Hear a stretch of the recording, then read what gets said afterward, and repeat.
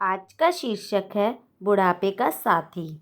मैं तुम्हें याद दिला दूं, मैं तुम्हारा बाप हूँ, तुम मेरे नहीं, इसलिए तमीज़ से बात करना। आरती और घनश्याम जी के दोनों बच्चे अमेरिका में रहते थे। वो दोनों पति पत्नी अकेले एक दूसरे के साथ सुखी जीवन के आखिरी पल काट रहे थे।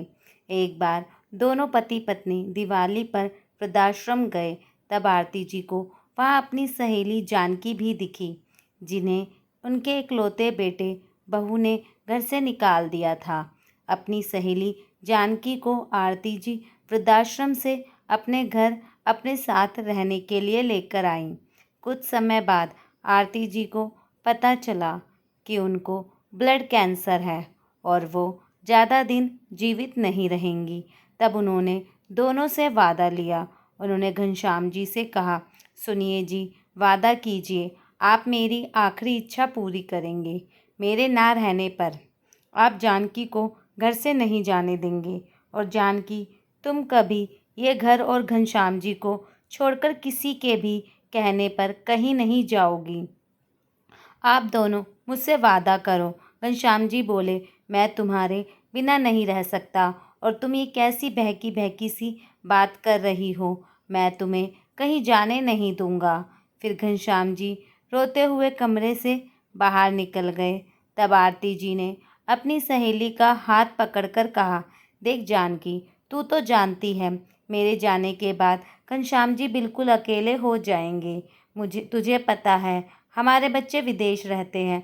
बचपन जवानी तो हम अकेले भी काट लेते हैं, क्योंकि बचपन मौज मस्ती और जवानी जिम्मेदारियों के बोझ तले कब गुजर जाती है पता ही नहीं चलता। लेकिन बुढ़ापे में हमें सबसे ज़्यादा एक साथी के सहारे की ज़रूरत होती है, जिससे हम अपने पुराने दिनों की बातें और अपने मन की हर बात साझा कर सकें। क्योंकि बुढ़ापे में हम हर चीज़ से मुक्त हो चुके होते हैं। तब बुढ़ा इंसान परिवार और समाज के लिए बोझ बन जाता है, जिसे ज़्यादातर लोग सुनना पसंद नहीं करते। और मेरे बाद तू ही वो इंसान है जो घनश्याम जी को अच्छी तरह से जानती है, जिस पर मैं आंख बंद करके भरोसा कर सकती हूँ। और घनश्याम जी के लिए तुझसे अच्छा साथी कोई और हो भी नहीं सकता। मैं तो उनकी जीवन साथी होकर भी उनका साथ नहीं दे पाई। भगवान ने शायद हमारी किस्मत में यहीं तक हमारा साथ लिखा था। लेकिन तू सच्चे दोस्त की तरह उनका साथ हरदम निभाना। वादा कर मुझसे, वरना मरने के बाद भी मेरी आत्मा को शांति नहीं मिलेगी। जानकी ने रोते हुए अपनी सहेली से वादा किया, और थोड़े दिन बाद ही वह चल बसी। घनश्याम जी और जानकी जी की अच्छे से रह रहे थे। तब 3 साल बाद इस बार गर्मी की छुट्टियों में घर आए दोनों बेटे बहुओं को जानकी जी रास नहीं आ रही थी। एक दिन सुबह छोटी बहू ममता ने व्यंग्य मुस्कान भरते हुए कहा, भाभी, मैं कमरे में चाय देकर आती हूँ लैला मजनू की जोड़ी को, क्योंकि वो दोनों साथ चाय पीते हैं। और कुछ समझी आप?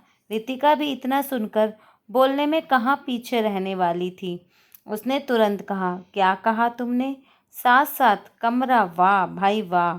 अभी तक तो बाहर बरामदे में सबके सामने चाय पी जाती थी, अब कमरे में। हाँ भाई, अपनी किस्मत कहाँ ऐसी है कि हम बैठ जाएं और कोई हमारे लिए सुबह चाय बनाकर हमारे कमरे में लेकर आए। मुँह बोली सासू माँ के तो दोनों हाथों में लड्डू है। कहने को बाबूजी और माँ जी उनके बचपन के दोस्त हैं, लेकिन बाबूजी से सेवा का असली मज़ा तो वही ले रही हैं। खुद के बेटे बहू ने तो रखा नहीं, या हमारे सिर पर बिठाकर खुद सासू माँ स्वर्ग सिधार गईं। बिना शादी के साथ में रहना, साथ में चाय पीना, क्या मजाल जो कभी चाय छूट जाए। बुढ़ापे में दोनों लोग सठिया गए हैं। अब राम नाम जपने की उम्र हुई उनकी, लेकिन अभी भी वही जवानी वाले रोमियो जूलियट वाले जोड़े के मिजाज हैं। अरे, अब ये सब अच्छा थोड़ी ना लगता है, लेकिन समझाए कौन? पूरे समाज में थू थू करा रखी है, अब इनको कौन समझाए? ये अमेरिका नहीं, मुझे तो लगता है आंटी के इसी खराब चरित्र की वजह से इनके पति ने भी इनको छोड़कर दूसरी शादी कर ली थी।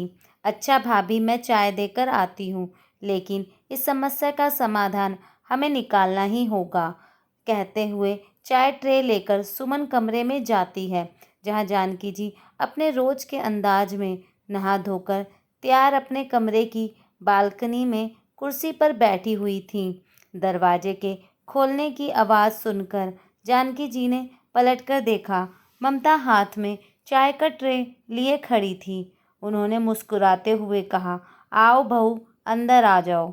ममता ने चारों तरफ नज़रें घुमाई तो देखा ससुर जी वहाँ नहीं थे। आंटी जी, बाबूजी की चाय ले जाती हूँ, वो तो यहाँ है नहीं। तभी घनश्याम जी ने पीछे से कमरे में दाखिल होते हुए कहा, मैं आ गया बहू, तुम चाय यहीं रहने दो। जानकी जी, अब आपकी तबीयत कैसी है? ममता ने ससुर जी की तरफ घूरते हुए देखा। कुंठित मन से चेहरे पर मुस्कान लिए हुए उसने जी बाबूजी कहकर कमरे से बाहर निकल गई। तभी उसके कानों में आवाज़ गई, आपने रात की दवा क्यों नहीं खाई? अपना ख्याल रखा कीजिए। रात को खाने की टेबल पर सब एक साथ बैठे थे। तभी घनश्याम जी की नज़र दोनों बेटों की तरफ गई, जो उन्हें गुस्से में घूर रहे थे। तभी वहाँ जानकी जी टेबल पर सबके साथ बैठने आई तो बहू रितिका ने कहा, आंटी, आपको जरा भी शर्म नहीं आती? जानकी जी सकपकाई हुई रितिका की तरफ देखने लगी। उनको समझ ही नहीं आया कि आखिर हुआ क्या और वो जवाब क्या दें। तभी घनश्याम ने कहा, बहू, ये क्या तरीका है बड़ों से बात करने का? तो और कौन से तरीके से बात की जाती है, आप ही बता दीजिए। पापा, बड़े बेटे कपिल ने गुस्से में बोला, दोस्ती के नाम पर ऐसी छिछोरी हरकत करते हुए इस उम्र में आप दोनों को शर्म आनी चाहिए। बेटों की निगाहें और बहू की कड़ी कड़वी बातों ने जैसे उनके कानों में जलते अंगारे डाल दिए। मतलब? जानकी जी ने कहा, गुस्से में दांतों को पीसते हुए, हाथों की मुट्ठियों को भींचते हुए छोटे बेटे बबलू ने चिल्लाते हुए कहा, तो साफ साफ सुनिए, कब बंद होगा आप दोनों का ये दोस्ती वाला नाटक? हमारे घर से और जीवन से निकलने का आप क्या लेंगी? कौन सा नाटक और कैसा नाटक? तुम सब आज कैसी बहकी बहकी बातें कर रहे हो? रितिका ने कहा, अरे कुछ तो शर्म कीजिए, अपनी उम्र का हमें कहने में शर्म आ रही है और आप हैं कि नाटक किए जा रही हैं। बेटे बहू प्रश्नों के तीर एक के बाद एक घनश्याम और जानकी जी पर छोड़े जा रहे थे। उनका दूसरे प्रश्न का तीर हर बार पहले तीर से ज़्यादा घातक होता जा रहा था। आज घनश्याम और जानकी के लिए ऐसे प्रश्नों के तीरों की चुभन से बचना नामुमकिन हो रहा था। तभी दोनों बेटों ने चिल्ला के एक साथ बोला, कान खोलकर सुन लो आप दोनों, हम सब आज आखिरी बार प्यार से बोल रहे हैं, अपने कदम रोक लीजिए और अगर आपको हमारी बात समझ नहीं आई तो हमें दूसरा तरीका भी आता है समझाने का, हमें वो करने का मजबूर मत कीजिए। बेटों के तेवर देखकर चुपचाप बैठे घनश्याम जी भी आज गुस्से में बोल पड़े, चीखो मत, तुम भूल गए हो तो मैं तुम्हें याद दिला दूं, मैं तुम्हारा बाप हूँ, तमीज़ से बात करो। तमीज़ शब्द का मतलब पता भी है या सब बेच खाए हो? आखिर क्या समझना है हमें और क्यों? मैं आज तुम्हारा दूसरा तरीका भी जानना चाहूँगा, क्योंकि अगर बात निकली ही है तो पूरी भी होनी चाहिए। अब तुम मुझे समझाओगे कि मुझे किसके साथ और कैसे रहना है? बहुओं ने चिल्लाते हुए कहा, तो साफ साफ सुनिए, आंटी को बोलिए हमारा घर छोड़कर चली जाए, क्योंकि आप दोनों की इज्जत तो बची नहीं, लेकिन कम से कम हमारी इज्जत तो समाज में बने रहने दीजिए। इनकी वजह से हम वो तो नहीं खराब कर सकते। वैसे भी सासू माँ इनको यहाँ लेकर आई थी और वो अब रही नहीं, तो इनकी भी इस घर में रहने की कोई ज़रूरत नहीं। तभी बड़े बेटे कपिल ने कहा, अगर आपको हमारी शर्त नहीं मंजूर तो आप भी इनके साथ जा सकते हैं। वैसे भी हम इस घर को बेचने वाले हैं। इतना सुनते ही घनश्याम जी गुस्सा उबल पड़ा और कहा, घर बेच रहे हो? कौन सा घर? ये घर आज भी मेरा है, तुम्हारा नहीं जो बेच दोगे। और कहाँ मुंह दिखाने लायक नहीं रहे समाज में। जब शर्म नहीं आई तब दोनों बूढ़े माँ बाप को छोड़कर अमेरिका बस गए। हम दोनों पूरा परिवार होते हुए भी अकेले जीवन जी रहे थे। हमारी खबर लेने का भी टाइम नहीं था। यहाँ तक कि जब हम तुम्हारी माँ का देहांत हुआ था कैंसर से, तब भी कोई सा बेटा नहीं आया। कहते आ रहे हैं और आए नहीं। तब समाज की चिंता नहीं हुई कि समाज क्या कहेगा, कैसे बेटे हैं। घनश्याम जी शांत हो जाओ, जानकी जी बोलते हुए। नहीं जानकी जी, मुझे आज समझ आया क्यों आरती जी मुझे और आपको साथ रहने के लिए बोल रही थी।